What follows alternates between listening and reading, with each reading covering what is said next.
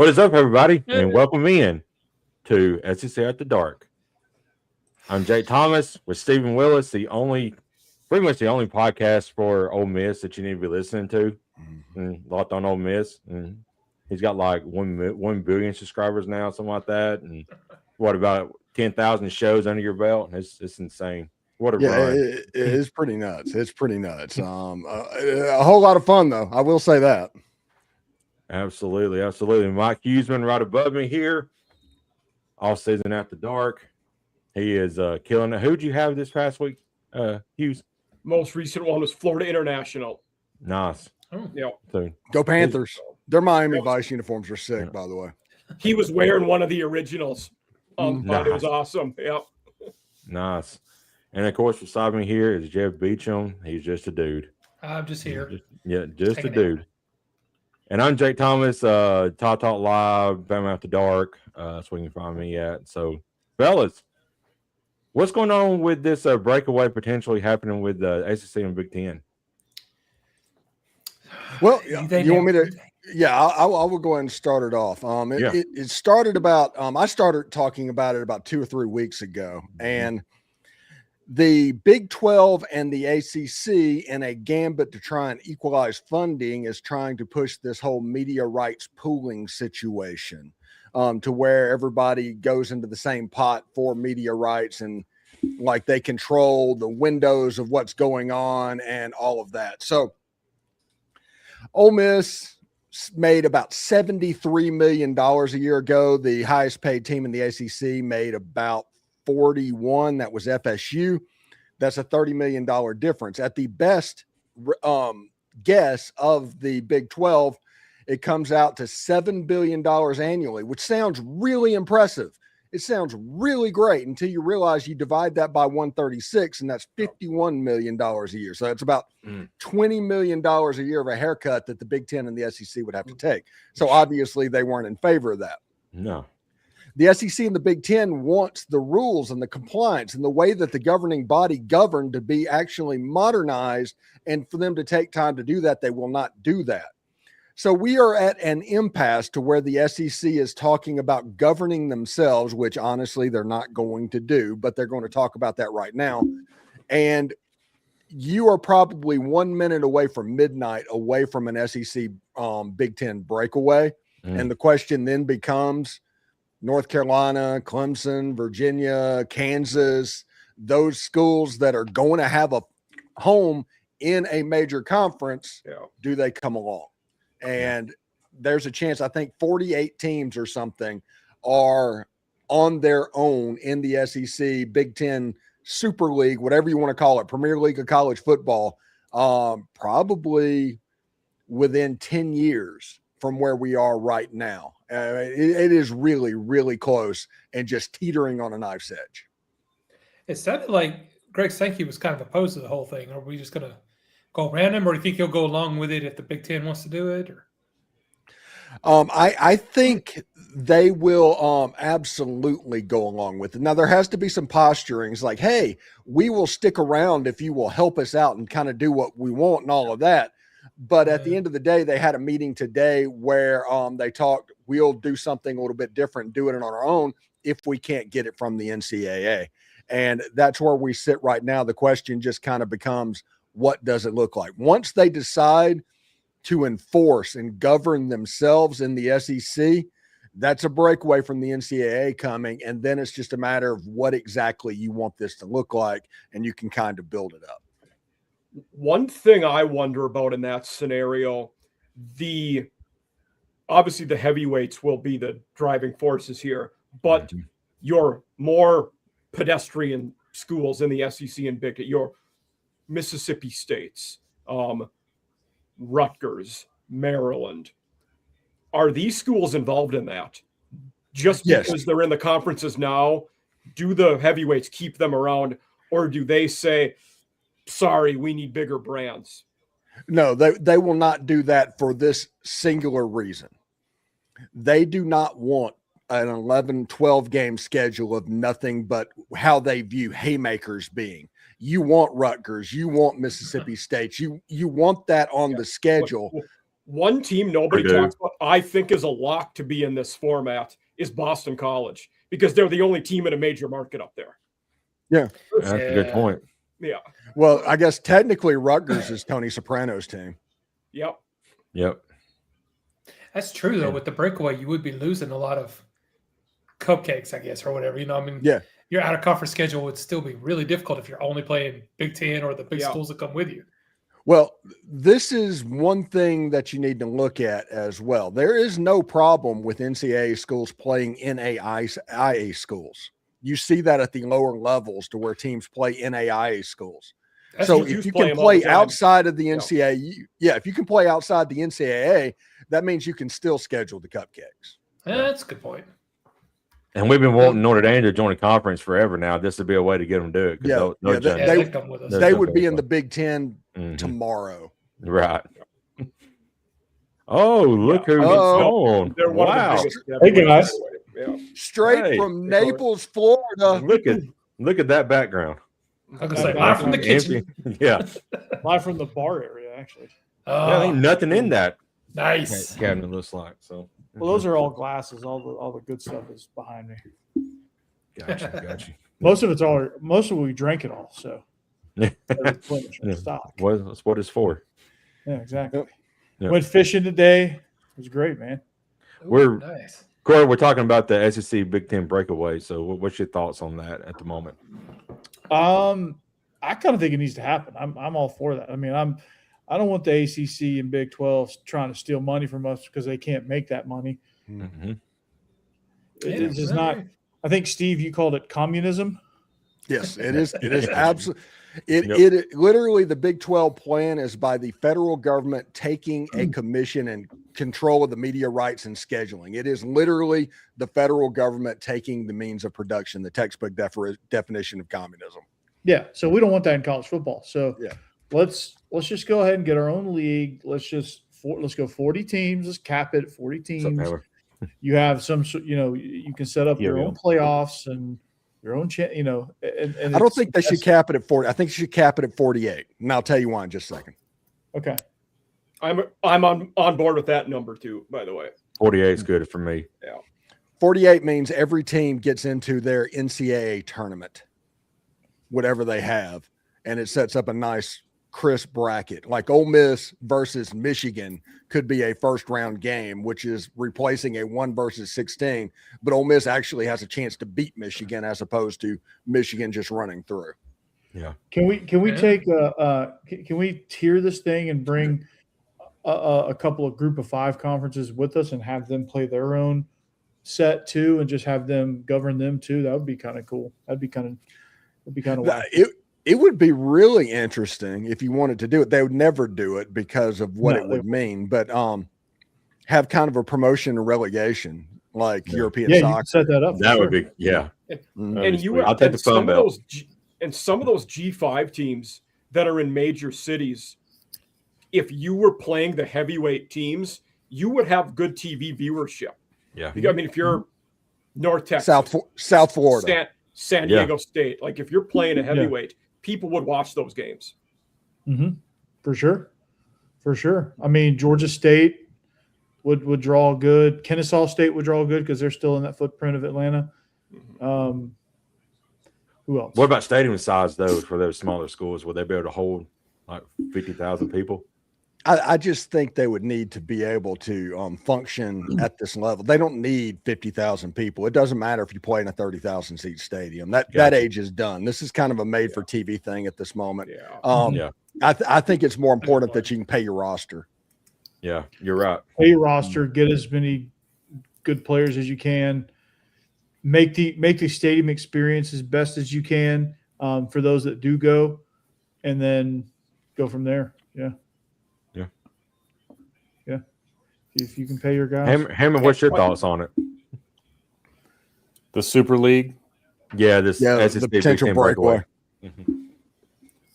I think it's coming eventually. I don't know when, but it seems like that's kind of the only way that all these other issues get solved, because you need to have authority, and nobody has that at the moment. I think I think 48's a good number. We were talking a little bit about that last night on Biscuits and SEC. Like, it was a very good segment. You guys, yeah, did a good job. Basically who's in control, right? Because if the SEC and the Big Ten do split away, then from that point forward, there is no SEC and Big Ten, right? So there's no loyalty to Rutgers, let's say, because hey, we're starting this new thing. If you're not competitive or investing or have a good TV draw, like, it's not about you used to be in the Big Ten with me. It's about what can you do for us moving forward. So I don't really know what the number would be, but 48 sounds good because that's the lion's share of your P4, I guess, at this point. And then I like the idea of relegation. They also would never do it, but I love that idea because you could, just it's put something the on the ADs line. People are too risk averse, I think, to like that. Another one would be, say you did get relegated, you're having an entirely new roster the next year. Nobody's sticking around for that. Yeah. No, you're going straight transfer portal. Yeah, it's just like Oklahoma the State soccer 2026 teams. and Auburn. Yeah. Yeah, but in this system, you might be able to have guys on multi-year deals, right? If you're not beholden to the NCAA anymore or the school calendar, I don't know what this exactly looks like, but perhaps you could get to a point where these guys are on legit multi-year deals, not multi-year NIL deals that they can go to Miami for when Miami calls with a bag. Yeah, I'm gonna say in that case, you may end up in core systems and figure out what the judges decide. One of the things that's going to be mandatory for these 48 teams, since you're only governing 48 teams, is collective bargaining. Yeah, you're going to see that you can make the rules modernized for this world because you're not uniform. Yes. Yeah. Good God, guys! I know. Make a free throw. That's so maddening. How you play basketball and you can't have free throws? Yeah. Yeah. You better make the next one, and then you got a foul on a foul going down the field or court. Steve, for a second there, I didn't know what the heck you were talking about. I was like, oh yeah, Ole Miss is playing. Hammer, you're in Boston. Ole Miss blew a 23-point lead. Do the Super League draft. Yeah.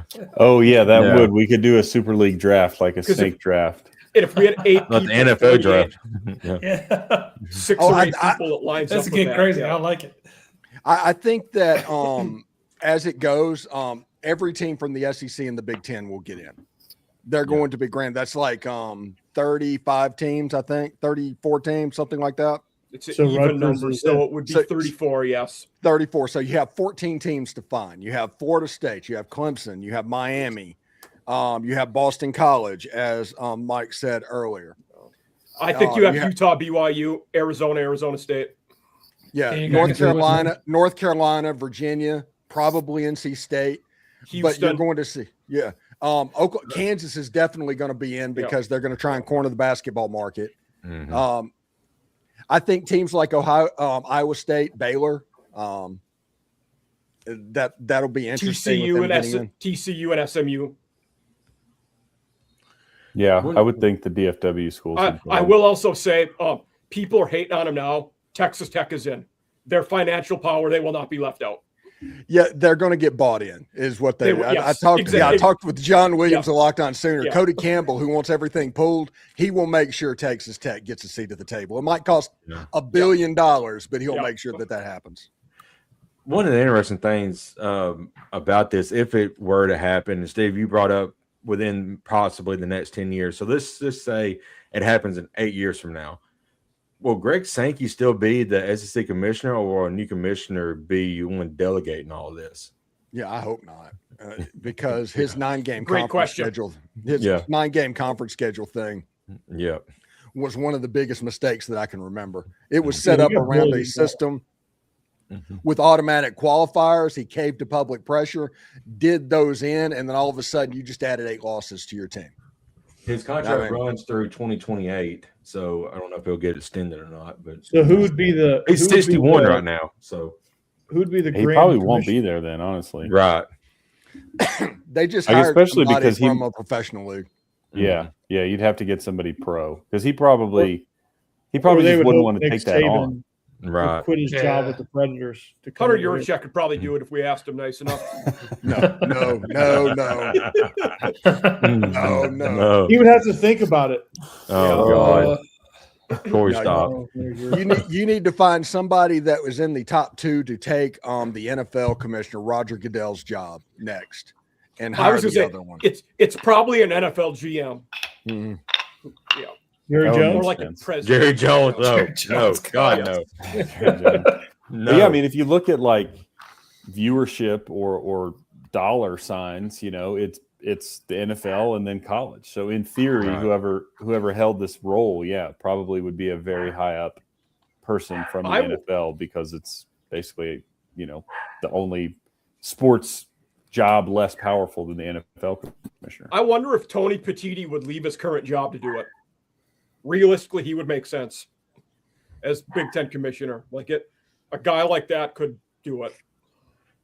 Troy Vincent is the second highest position behind Roger Goodell, and he is NFL. That is football, true. So, and he would be interesting because whatever this thing is going to be is going to have a singular leader at the top. There's going to be an SEC commissioner, a Big Ten commissioner, whatever's going on. They do their AL, NL thing. There's going to be somebody at the top. Yep. So that's the person that probably needs to be the professional, and then you have the SEC and the Big Ten doing their thing. Right. All right, guys, rebound the ball. Rebound.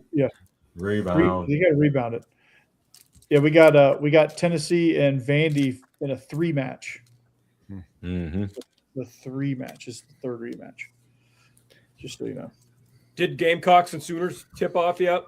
Not yet. It's after this game. Okay. 30 minutes after or something like that. This game's taking its time. I stopped caring about a weekend. There we go. Yeah. All right. At the dawn, then got beat. I bet you just kind of now the question, because they'll still be a 1 seed. The question is, at this point, does Ole Miss own Georgia? Ole Miss is just having a great run. They're having a great run against Georgia. Yeah, they won 14 games this year, and 2 of them was at Georgia, and 1 was in the Stegosaurus. And the playoff happened. And right now, whatever it is, it's crazy. That's true. I think whoever wins this, we're probably going to be Ole Miss at this point. Plays Alabama next, I believe. Yeah, they'll get Ole Miss. Yep. Which good for them. They were terrible this year, but I was gonna say normally that'd be great because Ole Miss was bad, but they're on a roll right Steve, now. are you doing a reaction to this one? No, I quit doing basketball reactions a long time ago. Hey, it's all about getting hot at the right time, and looks like Ole Miss is getting hot. That's true. But they still have 3 more games to win. They no way they have the legs to do that. You think Auburn should get in with their record? No, heck no. And Miami of Ohio absolutely should get in. I agree. 31-1. Yes, Miami of Ohio should get in. Yeah, I agree. And if they don't, I don't think Auburn has any business. Yeah. And they should get in not in the first 4. They should just get in. They should be a 12 or a 13 on their own in the tournament. I agree. Even in that league, it's impressive to go, undefeated the entire season. I mean, they're probably tired. That's the reason why they got beat today. And my gosh. Yeah. Yeah, especially did y'all see the article about all the teams they tried to schedule? Yeah, I did see that. Okay. Yeah. Oh. They wanted to schedule the Lakers, the Oklahoma City Thunder. Everybody said no. They said next is Texas A&M and Oklahoma. Mm-hmm. Yeah. That'd be a good one. Okay. Should be pretty good, yeah. One thing that's funny to me is all the people that had to pay to cover this tournament, and they were planning on going home after the first night against Texas, and they were getting ready to stay for night 3. Yeah. They probably didn't pack more than two changes of clothes. They're like, hey, somewhere. I'll be home tomorrow. No, you won't. No, you won't. Ole Miss says, not so fast, my friends. Yeah. It's that weird resentment. Good job. Mm-hmm. No, I mean, I'm happy. I'm happy. Okay. I'm happy. Everything's good. So 14 teams between the ACC and the Big 12 will get in, or the G5. There could be a G5 team or two that, like South Florida. Boise is an interesting one. Yeah. Boise. Mm-hmm. But 14 teams. You got, in my opinion, you got Miami, you got Florida State, you have Clemson guaranteed, you have North Carolina, you have Virginia. Boston College, he mentioned that. I absolutely agree with that. What about Pitt? Pitt's interesting. Maybe. Yeah. I do not like their stadium situation playing in there with the Steelers, but with them, you wonder if it comes down to does Penn State want them in?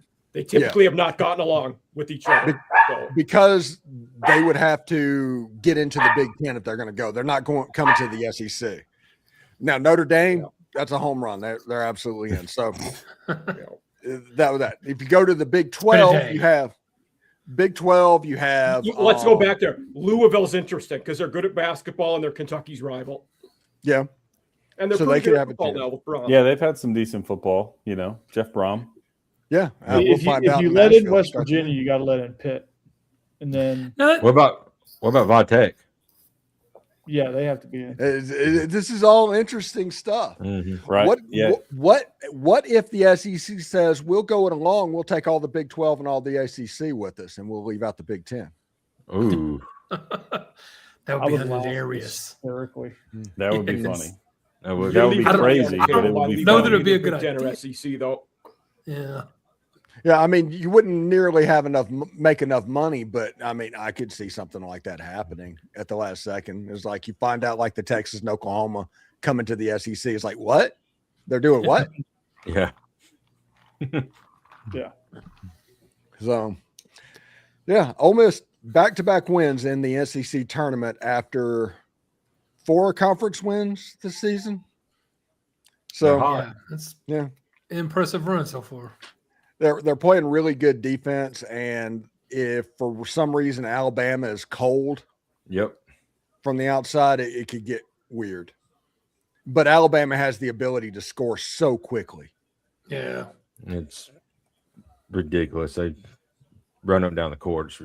Are they is Bama the 3 seed? They're the 2. 2. Okay. Yeah. Ole Miss is playing so hard right now, so hard. And the winner of the Alabama game gets Arkansas likely. Yeah. It's Arkansas versus the winner of this A&M versus Oklahoma game. So likely it's Arkansas. So we'll see. I mean, it's kind of fun to see some good basketball again. Travis Perry played extremely well tonight. I'm pretty happy with what I saw there. And this is building blocks, man, for next season if they try to bring them back. If Ole Miss can play like this during the regular season, they would have beaten some people. Mm-hmm. James Scott had 13 rebounds. That's a nice game for him. And he fouled out too. Yeah, he fouled out. There near the end. Yeah, over a play that he just made a mistake. He tapped the ball out instead of grabbing it. Be right back, guys. And instead of doing anything, it kind of ran him into a foul. Gotcha. But yeah, I'm pretty excited. I'd rather play a team like Tennessee in the tournament than a team that's just on a roll like Ole Miss is. Mm-hmm. Tennessee's roll up and down anyway. So, but yeah, Auburn, like I was watching the Auburn Tennessee game, and Auburn was up like 13 points. And I was like, holy cow, the Tigers are ready to play. I walked out of the room for like 5-10 minutes, and Tennessee was up by 10. And I was like, what happened? They could not shoot in the first half. I don't know what was wrong. But they went on a 10-0 run at 1 point or 20-0 run. Wow. At least 15, yeah. No, it was absolutely nuts. Yeah. And we're finally back to healthy too, which helps, but still. It's they're not a Final Four team or anything, but good. Amen's good though. Yeah, and he's the one that's been out for a while now, so I'm glad to see him back. For sure. Yeah, I saw him get hurt. It was good to see in the Ole Miss game Travis Perry play well. I've been waiting for him to play well. Yeah. Should be interesting. What do y'all guys have in the baseball lineup this week? Ooh, I don't know. A&M goes to Oklahoma. Who's Tennessee, good? Georgia. A&M's ranked, or sorry, Oklahoma I think is 11 or 13 or something, and A&M's in the 20s. And then Mississippi State, I believe, goes to Arkansas, which is a top 5 matchup. So there's some big ones. Now that conference play starting, there's some big series. Alabama plays number 1 Kentucky. It's Tennessee, Alabama. Georgia. So Tennessee, Georgia. Gamecocks Is it in Williams? Is it in Williamsport? it's Georgia. Yeah. The The launching pad. Yes. Gamecocks, Gators. Ole Miss, Texas, and Austin. So Yeah, y'all got a lucky draw there. yeah, all right. I think next week Ole Miss plays Mississippi State, or 2 weeks. I mean, their schedule this year is ridiculous. They do not get South Carolina. They do not get Missouri. Anybody that is inconsistent, just inconsistent. I'm not even going to say they're bad, just inconsistent. Ole Miss isn't getting them. It's like The Arkansas. Gamecocks are bad. LSU. You can say it. Yeah, that's what I'm saying. Ole Miss doesn't get them. Yeah. My favorite thing is after they lost to Queens College, there was a protest outside of the baseball office, and there was like 15 people there. And I was like quoting the Arrested Development thing. There are dozens of us. Yeah. Dozens. Yeah. Millions and millions and millions. They lost to the Norse. They lost to the Queens. Yeah. Yeah. There's listening to the History Channel. Yeah, they lost the History Channel. Yeah, that was Steve's special right there. A Stephen Willis special. Yeah, I think the Vikings might have got them this season. Yeah. Somebody.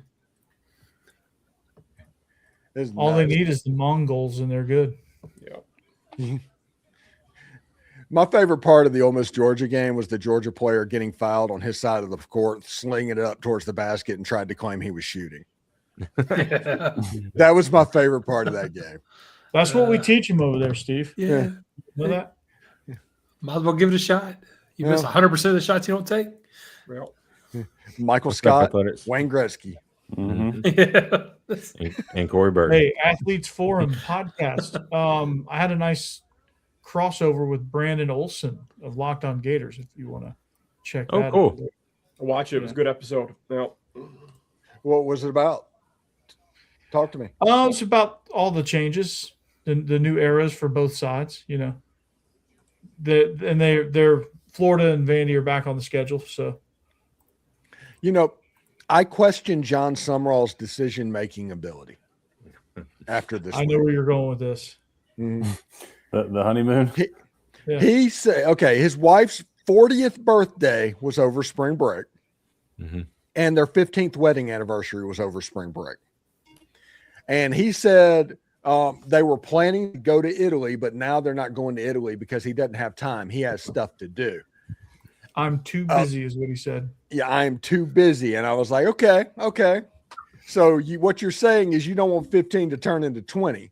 That's what you're saying. Yeah. Because I can guarantee you might think you're being funny and everything that's going on and trying to score points with the fans. The one person you have to go home to has that in the bank. Yep. And it's going to come up every time there's a disagreement. Yep, absolutely. Women never forget. No, not on stuff like that, especially when you disrespect them in public. Right. Yeah, that's not a great move. Yeah, my wife saw that and she cringed. She actually was cringing for the wife in that situation. And she told me, it's like, it's not the fact that he said it, I get it. It's the fact that he did all this in public, trying to score points with other people by disrespecting his wife. That is going to come back to get him. Hammer, you're still in the honeymoon stage, so remember this conversation. Yeah. I will. I'm taking notes. Good reminder. 40th birthday. 40th birthday. You don't necessarily have to take it to Italy, but don't cancel. Say I got too much going on. Don't say publicly on this show that you cancel because you're too busy. Yeah, and there's plenty of fun stuff to do in Florida. Yeah. Drive down to Key West one day. Well, do that. Make it a special moment. Today was my wife's birthday. It was a pretty decent birthday. I'm not going to say the number because I'm not going to disrespect her in person. Right. But it was a pretty big birthday. I took off today The only reason I'm on this podcast right now is because my wife is asleep. Yeah. Yeah. So yeah, that lets you know. You got to know where your bread's buttered, and you can't go from the game changer coordinator to what the F was that. Yeah. That's fair. Yeah, that's not good at all. Like, just don't say anything, and then just say, "Hey," privately say, "Hey, honey, let's try to do this Italy thing later, but for now, let's just drive down to Miami or down to Naples or down to wherever."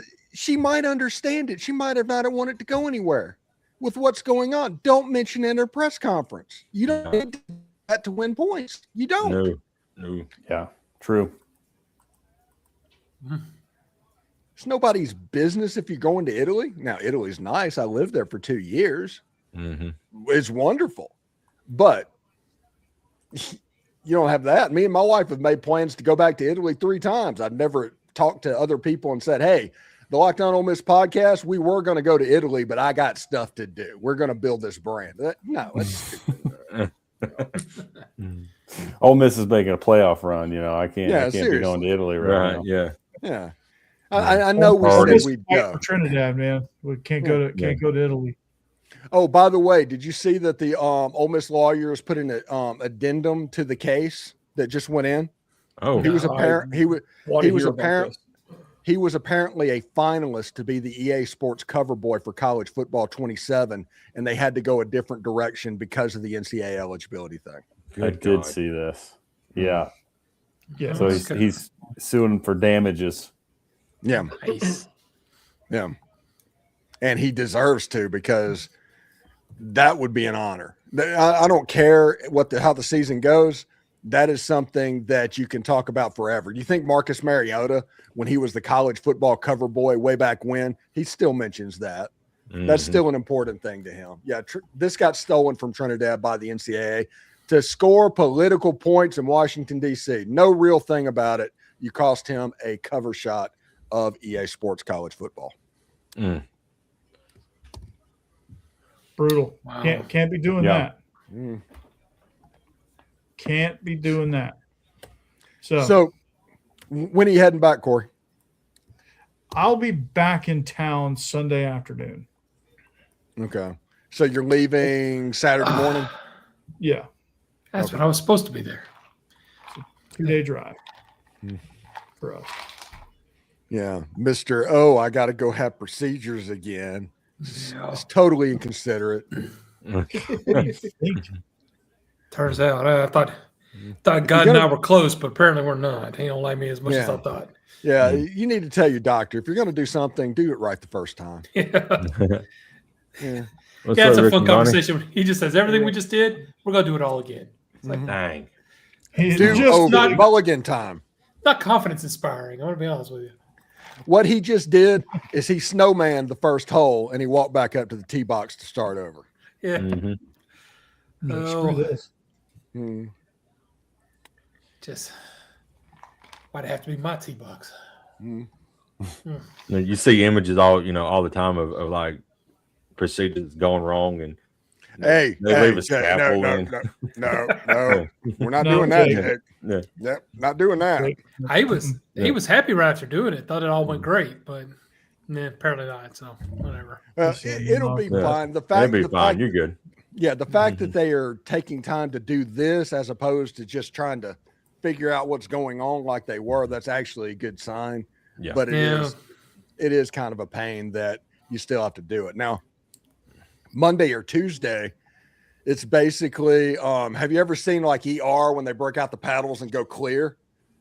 They're going to put Jeb under and do that to him. Yeah. Except weirdly enough, they put one on the front of one on the chest and one on the back and go that way instead of both on the. I guess because in an emergency situation, the person's laying down, you don't want to move them around. But it also makes sense because the one on the left side, or like the one in their left hand, it's not over your heart or anything. It's in an odd spot where it's not really doing anything. It makes sense having both of them near the heart. Yeah, that's true. That's true. Yeah, just either side of the heart, just chucking it in. And so that's Monday. In about a month, they're going to do the thing where they actually burn his heart. Yeah, they go into an artery. Hold on, what? My heart. They cauterize spots on the heart. They go in with like a little tube and find the spot they want and just burn it. They put a soldering iron in there, essentially. Yeah. Slice him open, takes a cigarette, and just touches it. Take that. The worst part is they have to go through an artery, and the artery they choose is in your leg. So they actually cut my leg to get my heart. Oh, gosh. It's annoying as crap. Yeah. But whatever. So that one I will be at. I will not be at the one on Monday. Yeah, no. The Monday one is a in and out thing. I'd only be there a couple of hours. Yeah, that's one of those things where your mom just drives you in. At this point, she's been to the hospital 4 times. Yeah. You go to the M. Scott and you make a right and you'll see it. Yeah. I do fine after it. It's just I had anesthesia, so they won't let you drive. Yeah. She don't need Waze app anymore to get her there. She knows exactly where it's at. It's easy. It's like it's one turn. Mm-hmm. That's true. That's nice. So you kind of get familiar once you go to it a couple of times. Like when Cassie was down in Birmingham, like maybe the first 2 trips when I had to go down there on the weekends, I used Waze or something like that. But after that, I memorized where it was at and no problem at all. Just go. Yeah. It's pretty cool. It's pretty cool. Locked On Vandy on YouTube. That's where you can find the crossover. Locked On Vandy. How many subscribers you up to now, Corey? 1350. Nice. Yeah, good stuff. Then tomorrow I'll be at 1347, and then the next day I'll be at 1352, and then 2 days after that. That's part of the year, man. And starting in July, it'll start working again.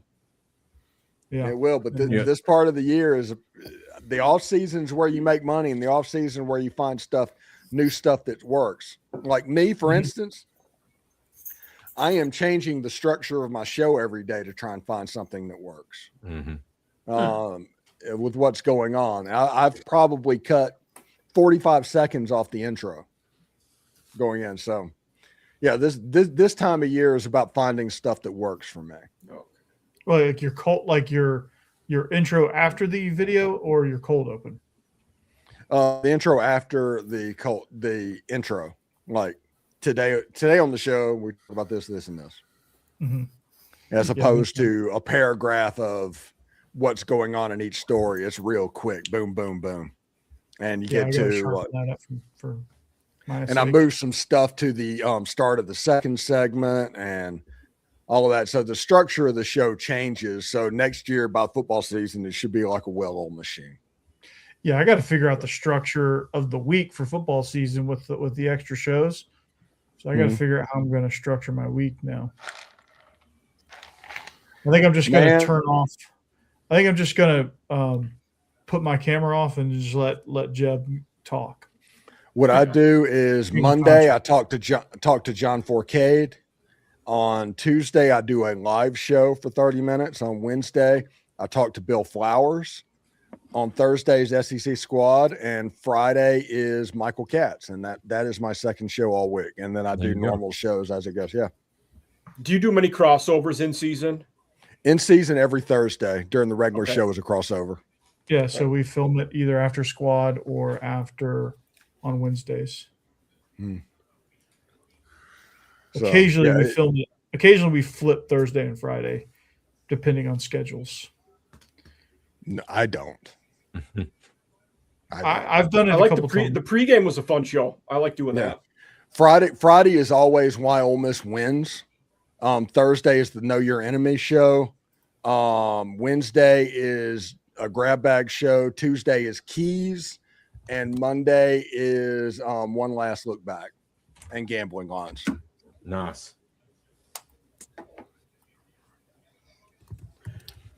Steve, I got a question for you. What's up?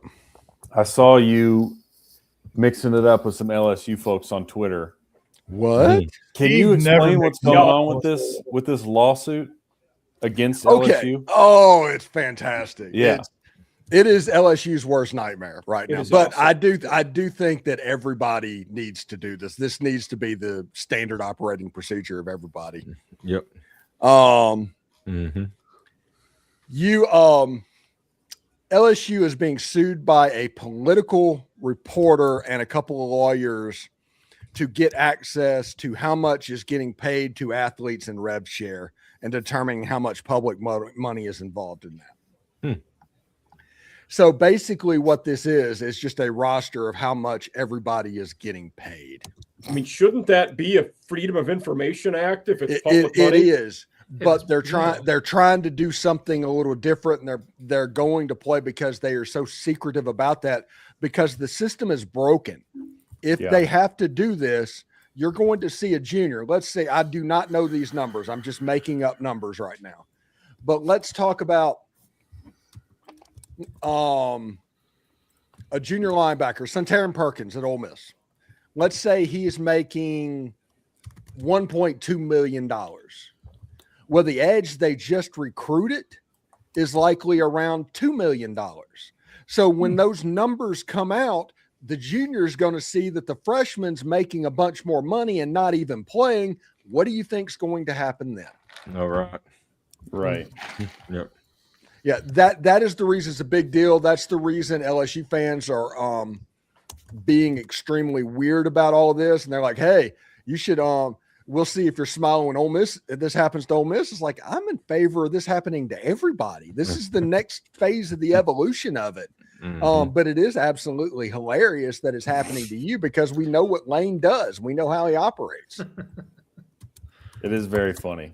Okay, yeah. So that's kind of what I thought just from looking online what was going on, but I didn't have time to really dive in. But I did see you mixing it up in there. So I appreciate you doing the due diligence there for us. Yeah, for some reason I just had the urge to talk some shit this week. So you did. And yeah, it's just the funny thing is the water carriers for LSU, not the real reporters, not all of that. The true water carriers are what's going on.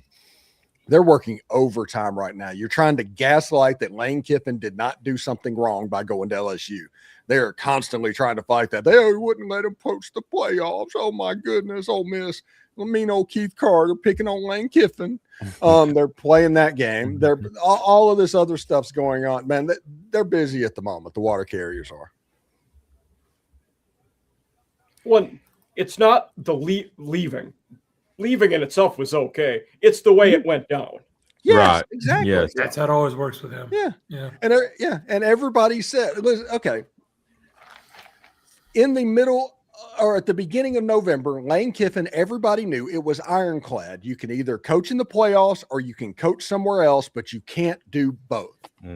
The moment you chose to coach somewhere else, you made the choice to not coach the playoffs. Therefore, it's nobody's victim of them setting the rules of the game. That's called having an employer of the situation. And that is called accountability for your choices. He wanted to try and push through coaching in the playoffs, and that's the reason he held Ole Miss hostage the way he did. But it was not mean old Keith Carter. Lane Kiffin chose to go to LSU and enjoy it. You have all this money. You're basically going out to private equity, trying to make some money because you're putting all this on the credit card. Have some fun. Enjoy it because the bill's coming due. Yeah. I wonder if this does go through, I guess, or whatever the reporters get this information, if every other school will then see a lawsuit on their table with reporters they're trying to get the same info. There will absolutely be copycats. Yeah. And let's be completely honest. Let's say the SEC and the Big Ten break away and talk about that. The transparency of the rev share needs to be a condition of breaking away. Everybody's going to know how much this quarterback is getting. Right. We're going to actually set the market instead of letting the market raise up incrementally by $1 million every year. Yeah. I will be curious in that situation how much the private schools would divulge your Notre Dame, Vanderbilt, USC, BC, Northwestern, maybe Stanford if they're in. I don't know that they do. But SMU, like how much do they share?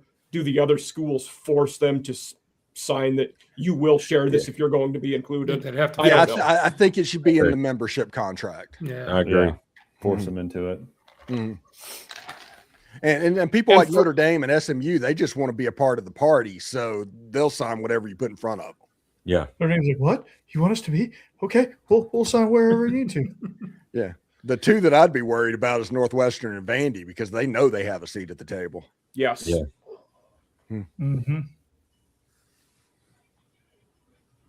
It's kind of funny it took this long for somebody to sue about this. If it is, public money and you can FOIA it, because you thought this would have happened year one of NIL. Right. People have been asking about this for years well, how much are these kids getting paid? What's the roster value? And nobody's known, but I guess we're about to find out. Yeah. The whole thing about it is, and it took somebody to put it away, because when collectives were paying, like the Grove Collective, paying an athlete, there's an NDA attached. It's a private entity. You can't FOIA it. All of that is extra. Under rev share, it is an expense of the athletic department, which is public. You can go to most universities and FOIA contracts with people doing tailgating and stuff like that. If something's going on, you should be able to have access. You could go to our university and FOIA my emails if you wanted to right now, and they would give them to you. Yeah. And so basically, it took a political correspondent to figure it out, but they're like, oh, these are basically contractors. They're like vendors, 1099 employees, not employee, but you know what I mean? Contracted workers. Let's FOIA the expense to them. How much are they getting paid? Because you can FOIA the public record of what the head football coach makes. Now, most of it's behind a foundation, so it can be privatized. But this stuff that's being rev shared is 100% in the athletic department. You should be able to FOIA that. Yeah. And like I said, once it starts, people are going to copycat, and it will go over the country. It's going to be standard operating procedure that all of this is basically mandatory, because it's going to happen just like FOIA is being put out at the end of the year. There'll be a certain segment. Oh yeah, I have to apply for this so we can get that and report on the salaries of the players. Yeah. Well, it's kind of interesting. Like I'm looking at the comment you just made, Hammer, that's what people are reporting about the LSU spending the money.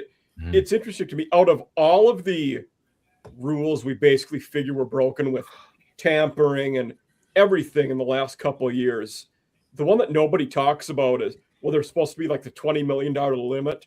Everybody's going over that. Nobody cares. Right. Yeah. Who's enforcing that?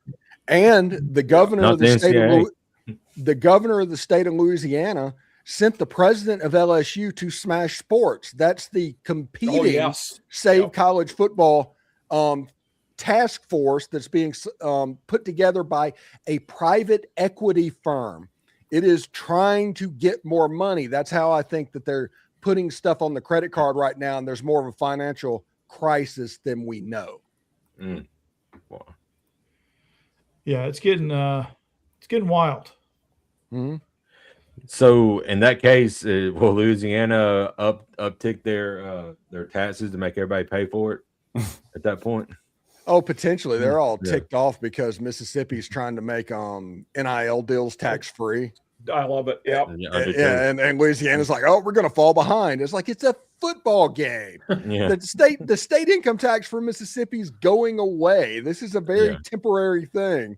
And they're like, hey, we need to change our whole livelihood for athletes. And I was like, okay. Crazy.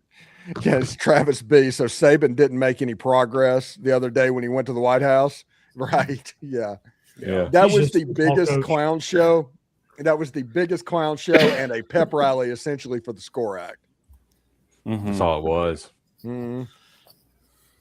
Yeah, it didn't mean.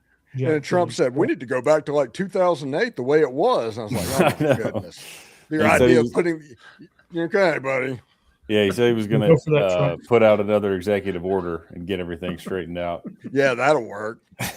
Yeah, people follow those to a T. The only people that look at that as like crap is like Army and Navy. Yeah. Or Army and Navy, right? Yeah. Like, Air Force is like, oh, what? Like, oh, we were about to make some NIL. Yeah, we can't get ahead because there's an executive order that says we can't. Yeah. Oh, absolutely hilarious. Yeah. Well, guys, what's some headlines around your team's spring practice so far? Steve, what you got? What you've been hearing? Starts in about a week from Monday or something like that, the 23rd. Has anybody else started? Alabama has, and Georgia hasn't started. Vandy starts Monday, I think. Yeah, Ole Miss could have started by now, and they would have started by now, but the winter storm caused like a 2-week delay, and they wanted the full fourth quarter program. Yeah, I did find an interesting one that Jake and Jeb, this relates to both of you.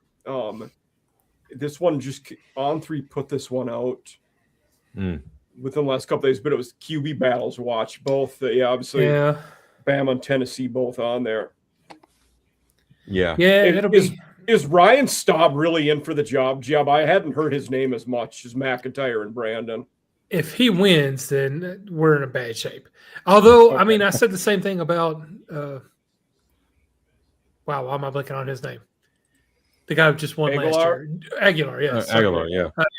I said the same thing about him, and he ended up being really good. So who knows? Maybe Ryan Staub comes in and just plays really, really well. That would be great. But I think by this point, it's going to either be George McIntyre or if Faison's ready to go. That's what they have to look at. Okay. It's going to be a rough year, but we'll see. I was surprised with Clemson because that roster is to me, they're kind of like Auburn was the last couple of years. The roster looks pretty good, except you look awful at QB. And Vizina's probably going to be the guy, but I mean, we all know Dabo in his battles with the portal. This is one where they should have gotten a guy, and he's gotten some guys, but they should have gotten a proven guy in the portal there. Yep, I agree. Yeah, like Bo Prabula at Virginia. Yeah, him and you got Prabula going against former Pitt guy Eli Holstein. Mm-hmm. And Chandler Morris is also trying to get another year of eligibility right now. He is trying to get a seventh year. Oh, yeah. He might go to Clemson. That's what I'm saying. That's my tinfoil theory. Is this isn't for Virginia? Okay. Yeah, that'd be interesting. This is for Clemson. That's two pretty good quarterbacks for Alabama, though. That should be interesting. Yep. Yeah, that's I think Keelan the Russell headlines right now. Jake, if Corey, what's the report on Philo? The report on Philo? I mean, I wonder how he's doing. It's going to be a real battle. I mean, they're both kind of equal right now. If only we had an insider that had a line of communication to potentially figure out what's going on with Aaron Philo. If only we could do that. Maybe we had a family member or something down there. Yeah. If only we had a family member would actually tell me. Yeah. That dude is media savvy, man. He won't. No, I bet he is. Just so everybody knows, Corey's cousin with Buster Faulkner. Yeah. If you just look at us both, you could probably tell that. But yeah. Then again, if you look at me and Will Muschamp, you would think that, and I'm not related to him. So that's true. So there's that. Well, speaking of spring practice, A&M hadn't started yet, but Texas did, and I just couldn't help but crack up at like the amount of views and positive comments. And this is not a shot at Texas fans because we all do this, but it was just I saw one clip of Muschamp yelling at people, and they were all pumped up about it. And then I saw a clip of Cam Coleman, running around against air, catching the ball, and it's like everybody's commenting like, "All right, breakout year incoming." I gotta laugh because I saw what it says. It's a Cam Coleman electric and spring ball. I click on it. He's running on air, catching a ball that was like, what are they doing here? Just to prove that everybody does that. I think it was during fall camp last year, people showing Marcel Reed throwing passes on air. It's like, Marcel Reed can't throw the ball? What? Yeah. Every D1 skill guy looks good in shorts. Yeah. Yeah. Right now. Yep. I know. Yeah, I was laughing. I saw some three-quarter reply on speed this route on there. Muschamp. Yeah, this Muschamp video is like, finally we got some intensity on defense. And it's like an individual drill where they're like going 3/4 speed, learning coverage techniques. Yeah. Didn't a year ago, not last year, the year before, didn't they have like the best defense in the country?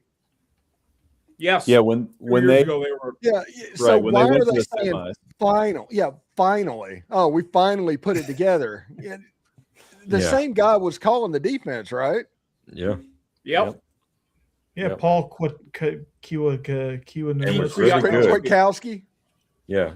Yeah, that Did guy. he get hired anywhere? Arizona Cardinals. Oh wow. Dang, okay. Yeah. He went to the Yeah. NFL. The NFL is known for hiring bad football coaches. That is one thing to count on. You don't really coach. You just kind of like, okay, here's your role. Okay, go do it. No, I think you coach because the way it works in high school is just best athlete wins. But in college, you start learning a little bit about technique. But once you get to the NFL, it's like zeroing in on technique. They're very little things that college kids, you just don't even put that on the plate with what's going on. No, I think it's a lot at the NFL level. You're expected to be at a certain level, technique. Yes, you are, but they need to take you to a different level. Yeah. Yeah, they take great players and make them elite. Like Aaron Donald and Pitt was really good. Aaron Donald in the NFL was unblockable. And that was because of what the coaching he got with the LA Rams. Oklahoma is beating the crap out of A&M. What's the score? 14-6. Dang. A&M who hit the bases basketball is a bit of fool's gold. Yeah, there was leading the SEC at one point and then just fell apart. Yeah, basically all of February downward trajectory in there. I mean, I think that we'll get in the tournament. We'll make the tournament, but I don't expect much. Round of 32. Rick and Body says they need to strike oil, by the way, in Tuscaloosa. It's good. And that, by the way, Rick and Bonnie, one thing, this is a very true story. The way that Alabama was formed was through area that Mississippi didn't want. The whole thing was the Mississippi territory. So they were like, hey, you can take all of this, just leave the Mississippi River and all of this to us. And the point is there's probably not any oil in probably Texas not. or in Alabama. Yeah. If not, Jake will be a landman and he'll buy us all. Yep. Yeah. I tell you what, that show has done some wonders for me. Yeah. I get 3 comments a week talking about how I sound like Billy Bob Thornton. I love all they've done is just transition from Sling Blade to Landman, right? Armageddon. I mean, he plays the same character in every movie. Bad Santa. Man. Bad Santa, yeah. I haven't seen the Bad Santa one yet, but it's pretty hilarious. good. Yeah. I mean, I've seen the movie, but I haven't seen a Bad Santa reference in Steve's comments. No, unfortunately. Yeah. No, it's always Sling Blade. Was always Sling Blade by opposing fans, and Ole Miss fans like it would be Armageddon or just Billy Bob Thornton. But Sling Blade, that is a way of telling me that I am mentally impaired, and that's the way they do that. But I don't care. Whatever. Yeah, this idiot Stephen Willis got another take wrong. Yeah. Yeah. I was talking about this breakaway thing, this NCAA thing 3 weeks ago.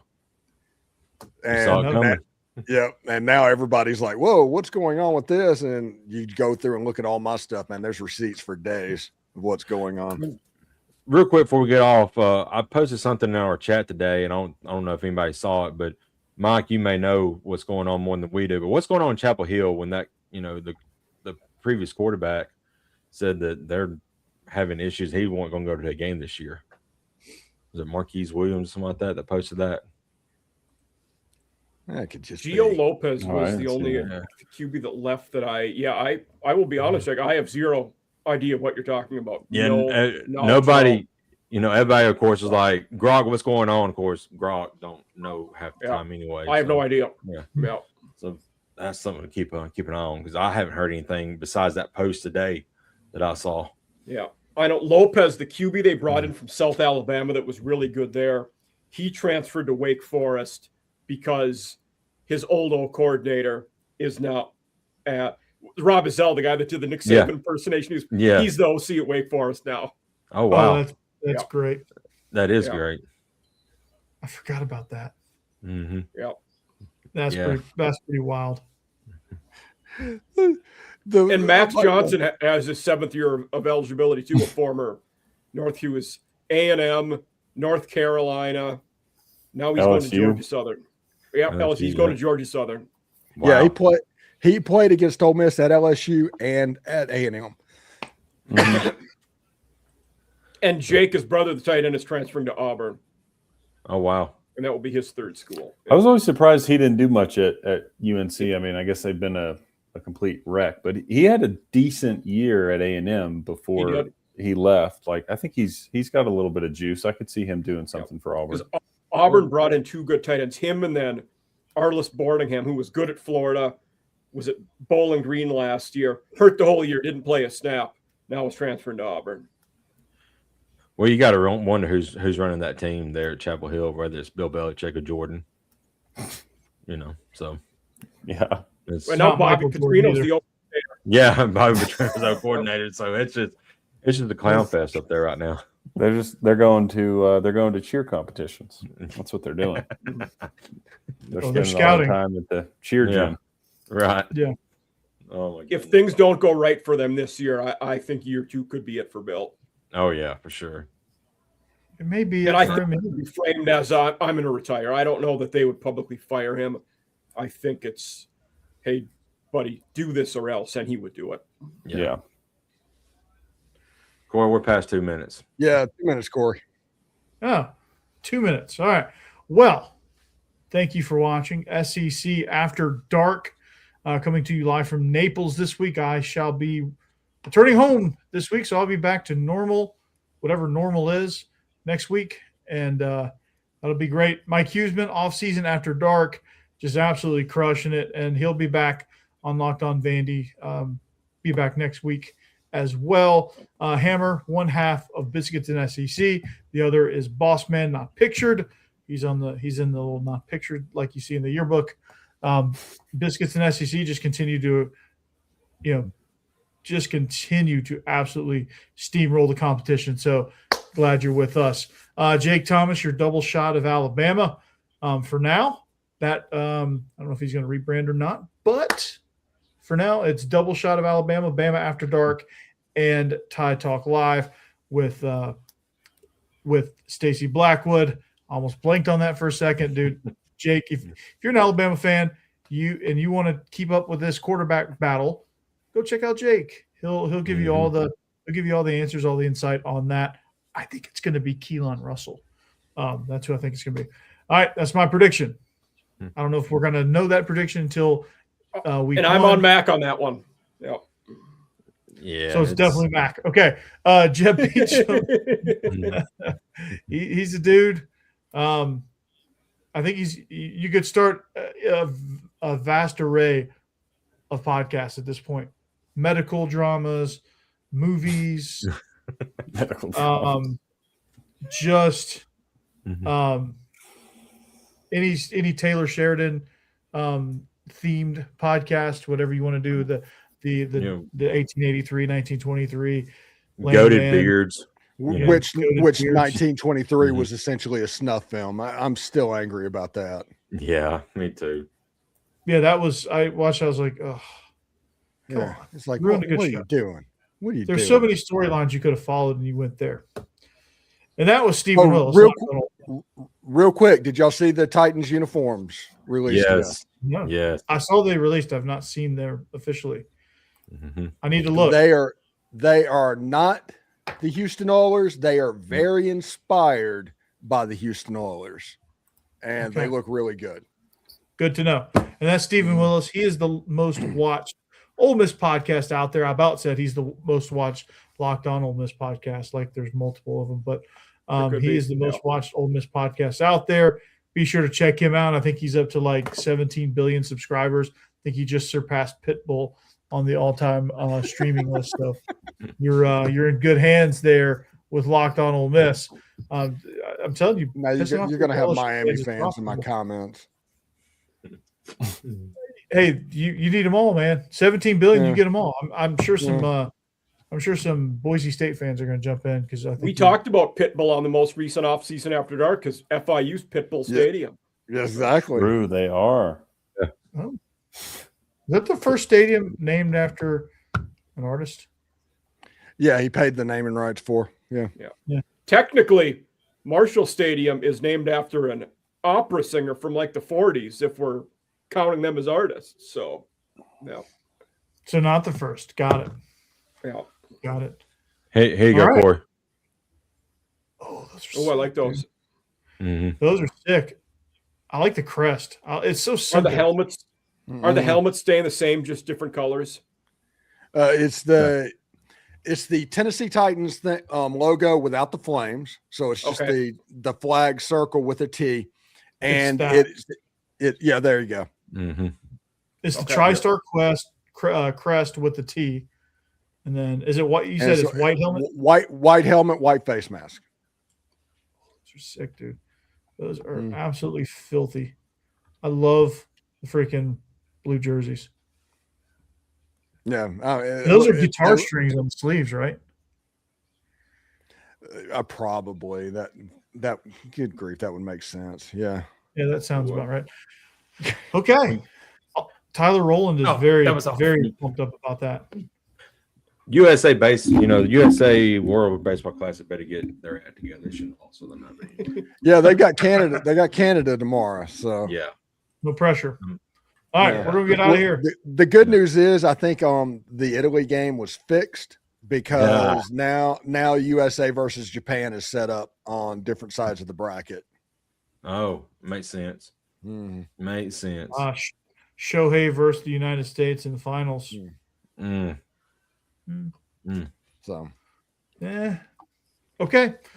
Well, on that note, we are SEC After Dark. Make sure you join us every week as we talk about all kind of stuff and mostly off the rails at this point as we charge this train off the tracks heading towards football season. And we'll see you back here next week. Go Dogs, anchor down. Go Vols. Howdy toddy. Bro Todd. Dig 'em. Boomer sooner. In stream.